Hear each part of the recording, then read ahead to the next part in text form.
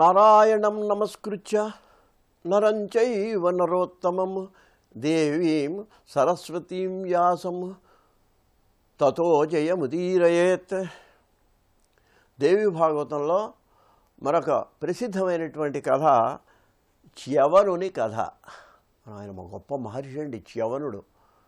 ఇవాళ మనం పిల్లలకు కూడా బలవర్ధకమైనటువంటి ఆహారక చవనప్రాసాన్ని వాడుతుంటామండి. ఆయన సృష్టించినటువంటిది అది. ఇది చ్యవనుడు ఎంతో గొప్ప తపశ్శక్తి సంపన్నుడు. ఆయనకు సంబంధించినటువంటి ఆయన ఎలా తపస్సంపన్నుడు చేశాడు, ఎలా వివాహం చేసుకున్నాడు, ఏం జరిగింది, ఎన్ని ఇబ్బందులు పడ్డాడు, ఇవన్నీ కూడా మనకు దేవి భాగవతంలో చ్యవనుని కథలో మనకు కనిపిస్తుంది. చ్యవనుడు ఒక గొప్ప మహర్షి. అయితే ఇక్కడ ఇక్ష్వాకు వంశం మనకు తెలిసిందే.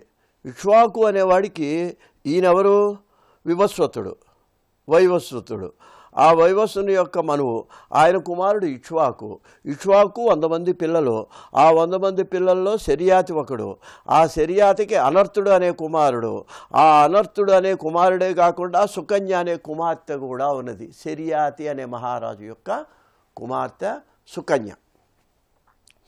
ఈ మహారాజు గారు ఒకసారి వేటకి వెళ్ళినప్పుడు తనతో పాటు ఉద్యానవన విహారానికి ఆయన కూతురు కూడా వచ్చి పిల్లలతో ఆడుకుంటూ ఆ ప్రాంతం అంతా సంచరిస్తున్నటువంటి సందర్భంలో, ఒక ఉద్యానవనంలో తిరుగుతున్నటువంటి సందర్భంలో ఈ సుకన్య ఓ పుట్టలాగా కనిపించింది ఆవిడకి. చిన్నపిల్ల, అంతా ఆటలు అనుకోవటం 10-12 ఏళ్ల పిల్ల అండి. సరదాగా ఉంటుంది కదా, ఈ పిల్లలకి ఏవో ఆటలు ఆడుకుంటారు. దాంట్లోకి వెళ్ళి ఆమె ఏం చేసిందంటే పుట్ట కన్నాల్లోంచి చూస్తే 2 మినుగురు పురుగులాగా ఆవిడకి కనిపిస్తున్నాయి. నిజానికి అసలు అది ఏమిటి అంటే చ్యవన మహర్షి తపస్సు చేస్తున్నాడు. అక్కడ తపస్సు చేస్తుంటే ఆ తపస్సు అలా కొన్ని సంవత్సరాలు అయిపోవటంతో ఆయన శరీరం మీద పుట్ట బయలుదేరింది. ఆ పుట్ట రంధ్రాల్లోంచి ఆయన కళ్ళు కనిపిస్తున్నాయి. అది అలా కళ్ళు అనుకోలేదు, అదేదో మినుగురు పురుగులు అనుకుంది.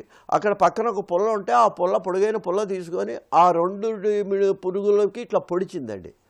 పొడిచేటప్పటికి వెంటనే అతని యొక్క కళ్ళు, ఆ కళ్ళల్లో సరిగ్గా తగిలింది ఆ తపస్సు చేసేవాడికి. దాంట్లోంచి రక్తం ప్రవహించింది పాపం చ్యవన మహర్షికి. రక్తం ప్రవహించేటప్పటికి ఆయన చాలా బాధతో తపోభంగం జరిగింది. తపోభంగం జరిగేటప్పటికి ఎప్పుడైతే జరిగిందో ఆయన బాధపడేటప్పటికి ఆ ముని యొక్క పరితాపం వల్లనే మహారాజుకి, సైనికులకు, మంత్రులకు మలమూత్ర నిరోధం కలిగింది. చూడండి, ఇది మనం ఏదో శాపం అనుకుంటామండి. ఇది చాలా పురాణాల్లో మనం గమనించాల్సిన విషయం. అది 2వ పద్ధతి. ఏదో కోపం వస్తే ఇప్పుడు పరీక్షిత్ మహారాజు వాడు ఏదో శాపం ఇచ్చాడు. ఇంకా కొంత మనం గమనించాల్సింది ఏంటంటే చాలామంది తెలియక ఒక సన్మార్గుడికి, సజ్జనుడికి తన యొక్క వేళాకోళం చేయటమో లేకపోతే అపకారం చేయటమో, మనసు బాధపడే చేయటమో ప్రవర్తిస్తూ ఉంటారండి. వాడేం శాపం ఇవ్వక్కర్లేదు, అతను మనసులో బాధపడితే చాలు. అది ఏమవుతుందంటే యువతల వాళ్ళకి అపకారం జరుగుతుంది. ఇది కూడా మనకు పురాణాల వల్ల మనం గమనించాల్సిన విషయం. ఈయన ఇలా మనసులో బాధపడి అయ్యో నా కళ్ళేంటి ఇట్లా రక్తం వస్తున్నాయి అనేటప్పటికీ ఈయనేం శాపం ఇవ్వలే. కానీ వెంటనే మహారాజు గారికి, సైనికులకి, మంత్రులకి అందరికీ మలమూత్ర నిరోధం బంధం అయిపోయిందండి, దిగ్బంధం అయిపోయింది. కడుపు రుబ్బిపోయినాయి, బాధపడిపోతున్నారు. అందరూ ఏడుస్తుంటే అందరూ ఒక్కసారి వెళ్ళి ఏం జరిగిందో ఎవరికి అర్థం కావట్లే. వీళ్ళతో పాటు ఈ పిల్ల ఒక్కతే ఉంది. ఆ పిల్లని పిలిచి ఏమమ్మా ఏంటి ఈ 10 నిమిషాల్లో నువ్వు ఏమన్నా పొరపాటు ఏమన్నా చేసావా అనేటికి ఆవిడంది, నాన్న నేను ఓ పని చేశాను, ఇదిగో ఈ పుట్ట దగ్గరికి వెళ్ళాను, ఈ పుట్టలోనేమో ఎవరో మినుగురు పురుగులాగుంటే 2 పొడిచాను. ఇది ఈ మధ్య ఈ కొద్ది కాలంలో జరిగిన విషయం ఇది అని చెప్పారు. వెంటనే ఆయన ఆ పుట్ట దగ్గరికి వెళ్ళి దాన్ని అంతా కూడా పుట్ట అది బాగు చేసి చూసేటప్పటికి ఆయన వృద్ధుడైనటువంటి చ్యవన మహర్షి తపస్సు చేస్తూ కనిపించాడండి. కనిపించేటప్పటికి ఈయన పాదాల మీద పడి, అయ్యా మీరు మా పొరపాటు జరిగింది, మమ్మల్ని క్షమించండి, మీ కళ్ళు బాగుపడే వరకు కూడా మా కుమార్తెని మీకు పరిచర్య చేయడానికి నేను ఉపయోగిస్తున్నాను, పొరపాటు నా కుమార్తె వల్ల జరిగింది కాబట్టి అని చెప్పి ఆయన అన్నట్టండి. అంటే అప్పుడు ఈయన అన్నట్ట, అలా పరిచర్య కాదు, నువ్వు చాలా పొరపాటు జరిగింది, నా కళ్ళు పోయినాయి మీ కూతురు వలన, కాబట్టి నీ కూతురునిచ్చి నాకు పెళ్లి చేసినట్లయితే నేను సంతోషిస్తాను అన్నట్ట. మహారాజుకి ఏం చేయాలో తెలియలేదు. ఇంత చిన్నపిల్లైనటువంటి ఈ పిల్లని అంత వృద్ధుడైనటువంటి చౌరుడికి ఇచ్చి వివాహం చేయడంలో కొంచెం సందిగ్ధంలో పడేటప్పటికీ ఇంటికి వెళ్ళి భార్యతో ఆలోచించే సమయంలోనే వెంటనే ఈ అమ్మాయే ముందుకు వచ్చినటువంటిది. చూడండి, ఒక్కొక్కళ్ళు వయసుతో నిమిత్తం లేదండి. చిన్నపిల్లలైనా కూడా ఎంతో అనుభవంతో ఉన్న వాళ్ళకంటే నిర్ణయాలు తీసుకుంటారు. నా నాన్నగారు మా వలన ఇవాళ మీ అందరికీ నష్టం జరిగింది, నేను దానికి కారణం, అందువల్ల నేను అంగీకరిస్తున్నాను, నన్ను చౌరుడికి ఇచ్చి మీరు వివాహం చేయండి, ఆయన సేవ చేసి నేను చేసిన పాపానికి ప్రాయశ్చిత్తం చేసుకుంటాను అని ఆ చిన్నపిల్ల అయినా సరే ఆమె అనేటప్పటికీ తండ్రి అంగీకరించి వివాహం చేశాడండి. ఆమె ఎక్కడా బాధపడలే. వృద్ధుడు, గుడ్డివాడు అయినా సరే ఆ భర్తకు సేవ చేస్తూ రోజు ఆ నదీ తీరం ఆ యొక్క సమీపంలో ఉండే సరస్సుకు వెళ్ళి స్నానం చేసి ఆయన స్నానం చేయించి ఆయనకు కావాల్సినటువంటి ఆహారాలన్నీ చేస్తూ చక్కగా ఉన్నటువంటి సందర్భంలో ఒక చిన్న సంఘటన జరిగిందండి. ఏం జరిగిందంటే, అక్కడ ఈమె స్నానం చేస్తున్నప్పుడు అనుకోకుండా అక్కడికి అశ్విని దేవతలు వచ్చారు. అప్పటికి ఈవిడికి యుక్త వయసులో ఉంది, చాలా అందంగా ఉంది. వాళ్ళిద్దరు ఆవిడని చూసి అన్నట్ట, అమ్మా నువ్వు ఎవరు అని అడిగారు. నేను ఇట్లా చవన మహర్షి భార్య అని ఉంది. వాళ్ళు అన్నట్ట, నువ్వు చాలా అందంగా ఉన్నావు కదా, మరి మమ్మల్ని ఎవరినన్నా ఒకరిని పెళ్లి చేసుకుంటావా, ఆ వృద్ధుడు ఏమిటి, ఆ ఎంతకాలం ఆ జీవితం అని అడిగితే ఇవి చాలా బాధపడేటువంటిదే. లేదు, నాకు అటువంటి ఆలోచన లేదు, మీరు క్షమించండి, మీరు ఎవరు అంటే మేము దేవవైద్యులం, అశ్విని దేవతలం అన్నట్ట. ఆవిడ కాళ్ళకు నమస్కారం చేసి, అయ్యా క్షమించండి, నేను పతివ్రతని, మీకు చేత అయితే ఓ పని చేయండి, మా భర్తకి ఏదైనా సహాయం చేయండి, ఆ కళ్ళు వచ్చేట్టుగా అని చెప్పిందిట. వాళ్ళ మనసు కూడా చూడండి, దేవతలు కూడా ఒక్కొక్కసారి మన నలదమయంతి ఈ కథలో కూడా తెలుస్తుంది. దేవతలు మొదట కొంచెం ఏదైనా తొందరపాటు పడ్డా తర్వాత మళ్ళీ ఆలోచిస్తారు. వాళ్ళు కూడా సిగ్గుపడి అయ్యో మనం ఇలా చేసామని చెప్పి వెంటనే ఆ దేవతలు అలాగేనమ్మా మీ ఇంటికి మీ దగ్గరికి తీసుకెళ్ళమని చెప్పి చౌరుడి దగ్గరికి తీసుకెళ్లారు. ఆ తర్వాత ఏం జరిగింది అనేటువంటి విషయాన్ని తర్వాత ఎపిసోడ్లో చెప్పడానికి ప్రయత్నం చేస్తాను. స్వస్తి ప్రజాభ్య పరిపాలయంతాం న్యాయేన మార్గేణ మహిం మహిషాః.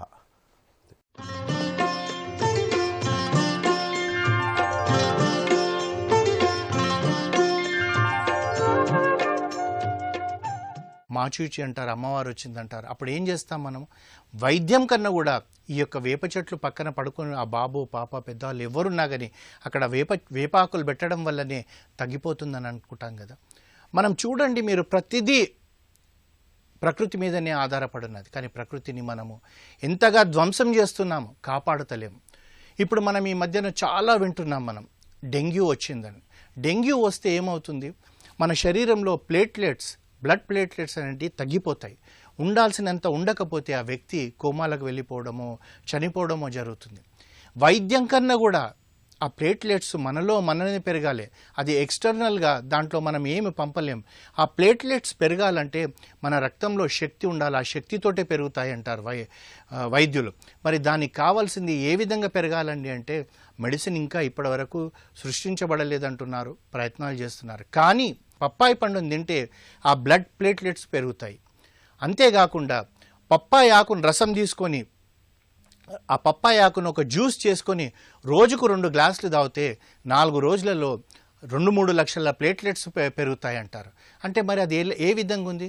మరి ఆ పప్పాయి చెట్టుకు నువ్వు ఏమిచ్చి రుణం తీర్చుకుంటున్నావు? ఇంకొక చెట్టు పెట్టండి, మీరు ఇంకొక చిన్న మీకు తోచిన దగ్గర చెట్లు పెడుతూ పోండి. ఈరోజు మనం ఇల్లు కట్టుకుంటాం, బ్రహ్మాండమైన ముఖద్వారంతో ఒక తలుపు పెట్టుకుంటాం. దానికి కావలసిన టేకు చెక్క ఎక్కడి నుంచి వచ్చింది? ఎక్కడో అడవిలో నుంచి వచ్చింది. మరి దాన్ని నువ్వు ఉపయోగించినప్పుడు దాన్ని నువ్వు ఏ విధంగా చేయాలి? అంతెందుకండి, మనం ఏం చేస్తున్నాము? మనం ఈరోజు ఉద్యోగం చేసి వ్యాపారం చేసి 4 డబ్బులు సంపాదించి మనం ఏమనుకుంటున్నాం, మన పిల్లల కొరకు, మనం ముందు తరాల కొరకు పెట్టిపోవాలనుకుంటున్నాం కదా. అంటే డబ్బు పెడితే సరిపోతుందా? డబ్బు పెడితే ఒకటే సరిపోదండి. డబ్బుతోటే ఏం చేయగలుగుతారు? లేదు, ఈ ప్రకృతి కూడా ఉండాలి. ఈరోజు మనం ఎంత దుర్వినియోగం చేస్తున్నాం. మనం చూస్తున్నాం, ఈ భూత యజ్ఞం అంటే ఏమీ లేదండి. ఈ ప్రకృతిని కాపాడాలి, పశుపక్షాదులను కాపాడాలి, అవిటిని మనము కాపాడుతూ ముందుకెళ్ళాలి. ఈ రోజులలో మనం చూస్తున్నాము, ఇంట్లో బోరింగ్ వేస్తే 1000 ఫీట్లు 1200 ఫీట్లు పోతే కానీ నీకు నీరు దొరకడం లేదు. అంటే ఇప్పుడే ఆ విధంగా ఉంటే ఇంత జనాభాకు ఒక 25 సంవత్సరాల తర్వాత ఏ విధంగా ఉంటుంది? మనం సంతానం కొరకు 1 కేజీ బంగారము, 4 ప్లాట్లు, 4 ఫ్లాట్స్, ఫిక్స్డ్ డిపాజిట్లు పెట్టిపోతే వీటితో వాళ్ళు ఏం చేస్తారు? అప్పుడు వారికి నీరు కావాల్సిందే. ఆ నీరు నువ్వు ఎలా రక్షిస్తావు? ఆ నీరు నువ్వు ఏం చేస్తావంటే, నువ్వు ఎక్కడైతే బోర్ వేస్తున్నావో దాని పక్కన కూడా రెయిన్ హార్వెస్టింగ్ సిస్టమ్ అంటున్నారు, ఇంకుడు గుంతలు అంటున్నారు. ఆ ఒక వర్షం పడ్డ నీళ్లు ఆ పక్కనే భూమిలోకి పోయేటట్టుగా మనం చూడాల్సిన బాధ్యత మనది. భూతయజ్ఞం అంటే ఇంతే. మనం ఒక పావురం ఉంది, ఆ పావురాలు ఉన్న దగ్గర పోయి 4 జొన్న గింజలు వేయండి, దానికి ఆకలి అవుతుంది, ఆకలి తీరుతుంది. అంటే ప్రతి పక్షి, ప్రతి ఒక్క జంతువులో ఆ ఈశ్వరుడే ఉన్నాడన్నట్టుగా మనం ఆలోచించాలి. అంతేకాకుండా ఇంతకుముందు మనం చెప్పుకున్నట్టుగా షిరిడి సాయిబాబా జీవితంలో ఇంకొక కథ ఉంది. ఒకసారి ఆ షిరిడీలో లక్ష్మీబాయి దేవి అనే ఒక ఆవిడ బాబా భక్తురాలు ఉండేది. తాను చనిపోతూ కూడా తనకు 9 కాయిన్లు ఇచ్చారని చెప్పి ఇప్పటికీ మనకు షిరిడీలో అక్కడ వారింటికి వెళ్తే కనబడుతుంది. ఒకరోజు ఏమైందంట, బాబా తనని అడిగాడంట, లక్ష్మి నాకు చాలా ఆకలేస్తుంది అనేటప్పటికీ బాబా మీద భక్తితో ఆవిడ, బాబా ఒక్క నిమిషంలో తెస్తానని ఇంటికి పరిగెత్తుకుంటూ పోయి ఎంత తొందరగా అంటే అంత తొందరగా 2 రొట్టెలు తీసుకొని వచ్చేటప్పటికి ఆ మస్జిద్ దగ్గర ఉన్న బాబా ఆ 2 రొట్టెలను తీసుకొని అక్కడ 2 కుక్కలు ఉంటే ఆ కుక్కలకి వేసాడంట. వేసేటప్పటికి ఈవిడ కొద్దిగా అంటే చనువుతో కోపం వచ్చిందంట. ఏంటి బాబా నీవు నీకు ఆకలి అవుతుందంటే నేను పరిగెత్తుకొని పోయి ఇంత కష్టపడి రొట్టెలు తెస్తే ఆ రొట్టెలు తీసుకొని దానికి వేసావంటే, అప్పుడు బాబా చెప్పాడంట, ఆకలి దానికి వేస్తుంది, దాని కడుపు నిండితే నా కడుపు నిండినట్టే లక్ష్మి అన్నాడట. అంటే మనం ఆలోచించాల్సింది అంతా ఏంటిదంటే, ఈశ్వరుడు సృష్టించిన సృష్టిలో మనకు అవసరాలు ఎలా ఉన్నాయో ఆ ప్రకృతికి కూడా అదే అవసరం ఉన్నాయి. మనం చూస్తున్నామండి. మరి ఈ యొక్క మానవులు మనం ఏం చేస్తున్నామంటే, మనం వాడుకుంటున్నామో మళ్ళీ తిరిగి చూడడం లేదు. అది కాదు, నీరును కాపాడండి, నీరు దొరకదు, అది ప్రకృతి భూతదయనే.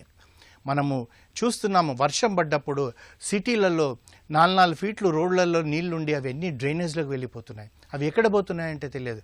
వర్షం పడిన వెంటనే ప్రతి ఇంట్లో ఒక ఇంకుడు గుంత ఉంటే అది భూతయజ్ఞం అవుతుంది. ప్రతి ఇంట్లో ఒక చెట్టును పెట్టండి, ప్రతిరోజు మీరు ఆ చెంబుతో నీళ్లు పోయండి. మనకు పూర్వకాలంలో మనకు పెద్దలు ఎలా నేర్పించేవాళ్ళు, నువ్వు గుడికి వెళ్తే ఒక చెంబడు నీళ్ళు తీసుకొని ఆ రావి చెట్టుకు పోయిరా అంటేవాళ్ళు. ఆ రావి చెట్టులో ఏముందంటే బ్రహ్మ విష్ణు మహేశ్వరులు ఉండేవారు. వేర్లలో బ్రహ్మ, మానులో విష్ణు, కొమ్మలలో ఈశ్వరుడు ఉన్నాడంటే మనం నీళ్లు పోసి దానికి ప్రదక్షిణ చేసేవాళ్ళం. అదే ఈ రావి చెట్టు దగ్గర 4 చీమలు ఉంటే మనము చక్కెర బెల్లం తీసుకొని వేసేస్తాం. ఎందు గురించి వేసించేవాళ్ళు అంటే ఈ భూత అదయ అనేది ఉండాలి, భూత యజ్ఞం అనేది ఉండాలి. నువ్వు దీన్ని కాపాడాలనే భావనతోటి మనతో చేయించేవాళ్ళు. మరి మనం ఈ రోజులలో ఆ విధంగా ఉన్నామా అంటే ఒక్క నిమిషం ఆలోచించండి. మనం స్వార్థం ఎలా పెరిగిపోయిందో అంటే ప్రతిదీ వాడుకుంటున్నాము, కానీ తిరిగి ఇవ్వాలన్న జ్ఞానం లేదు. గ్రాటిట్యూడ్ అంటే మనం అప్పు తీసుకుంటే అప్పు కట్టడమే కాదండి, మనం ఒక ఫ్లాట్ కొనడానికి బ్యాంకులో లోన్ తీసుకుంటున్నాం, తిరిగి వడ్డీతో సహా నువ్వు కడుతున్నావా లేదా ఒక్క నిమిషం ఆలోచించండి.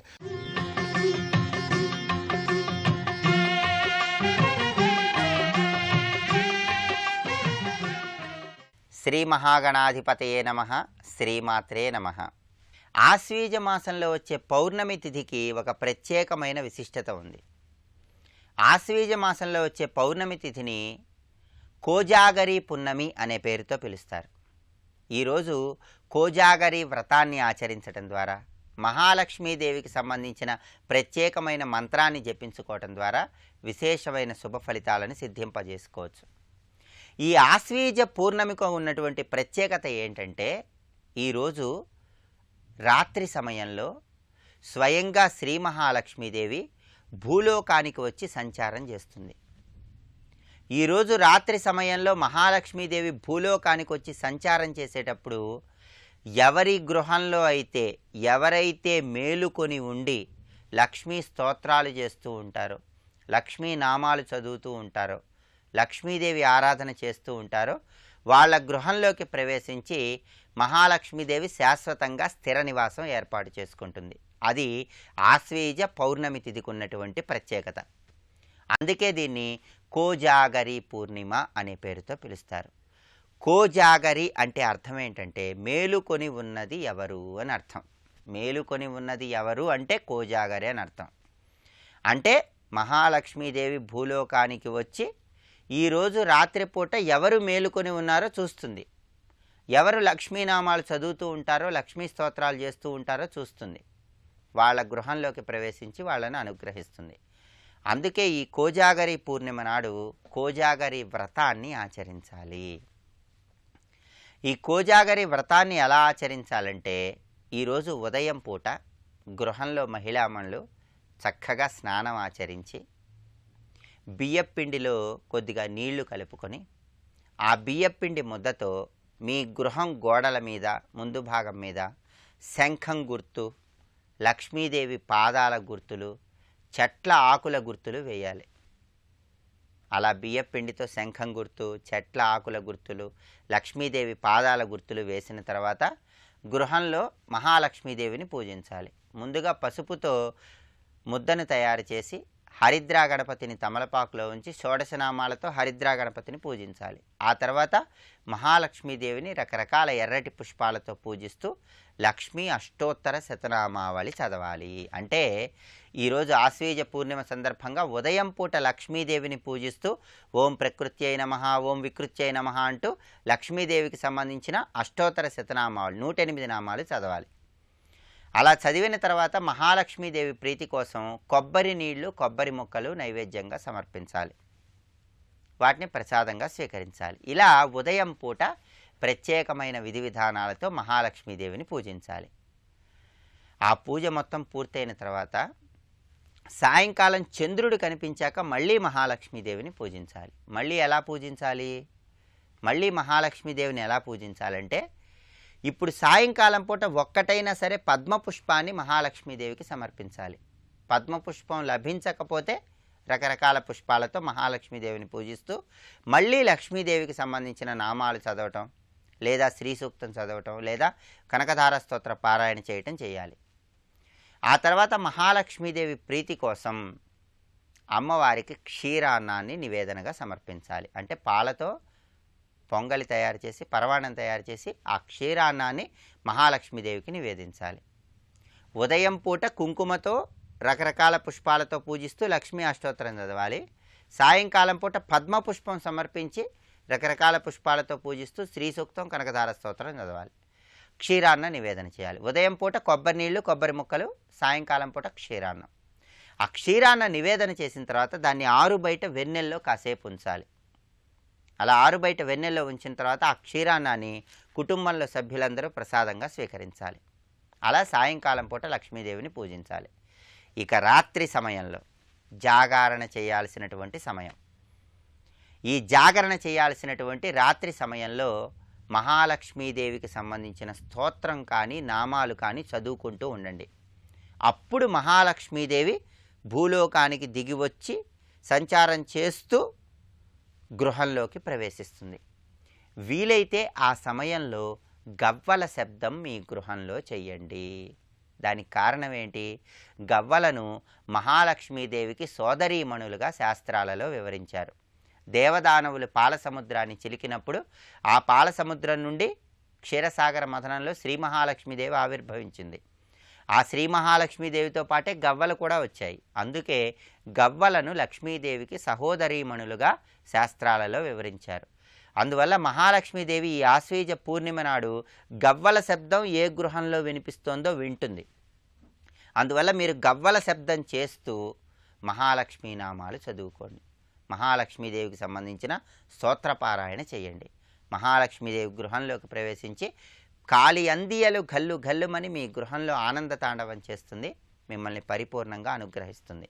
అలాగే ఈరోజు మహాలక్ష్మీదేవికి సంబంధించిన ప్రత్యేకమైనటువంటి మంత్రం కూడా చదువుకోవాలి.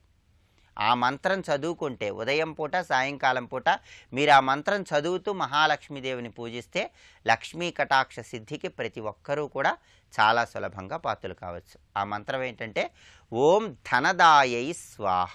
ఇది మంత్రం. ఓం ధనదాయై స్వాహ. మీరు అనేక రకాలుగా పూజ చేయలేనప్పటికీ, సులభంగా పూజిస్తున్నప్పటికీ ఈరోజు ఓం ధనదాయై స్వాహ అనే మంత్రజపం చేస్తూ మహాలక్ష్మీదేవిని పూజించినట్లయితే లక్ష్మీ కటాక్షానికి సులభంగా పాత్రలు కావచ్చు. అలాగే మహాలక్ష్మీదేవికి కుంకుమ పువ్వు రంగులో ఉండేటటువంటి కుంకుమ అంటే చంద్రతో కుంకుమార్చన చేయండి.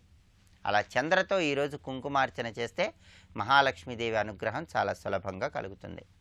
అలాగే మహాలక్ష్మీదేవి అనుగ్రహం కలగటానికి సాయంకాలం పూట పూజ ప్రారంభించే ముందు విష్ణుపత్నీం ప్రసన్నాక్షీం నారాయణ సమాశ్రితాం దారిద్ర్య ధ్వంసినీం దేవీం సర్వోపద్రవవారిణీం అనేటటువంటి శ్లోకం చదువుకుంటూ సాయంకాలం పూట పూజను ప్రారంభించండి. విష్ణుపత్నీం ప్రసన్నాక్షిం, ప్రసన్నమైనటువంటి నేత్రాలతో ఉన్న లక్ష్మీదేవి నీకు నమస్కారం. నారాయణ సమాశ్రితాం, నారాయణుడితో కూడి ఉన్నటువంటి లక్ష్మీదేవి నీకు నమస్కారం. దారిద్ర్య ధ్వంసిని, మాకున్నటువంటి దారిద్ర్య బాధలను ధ్వంసం చేసేయి, తొలగింపజేయి.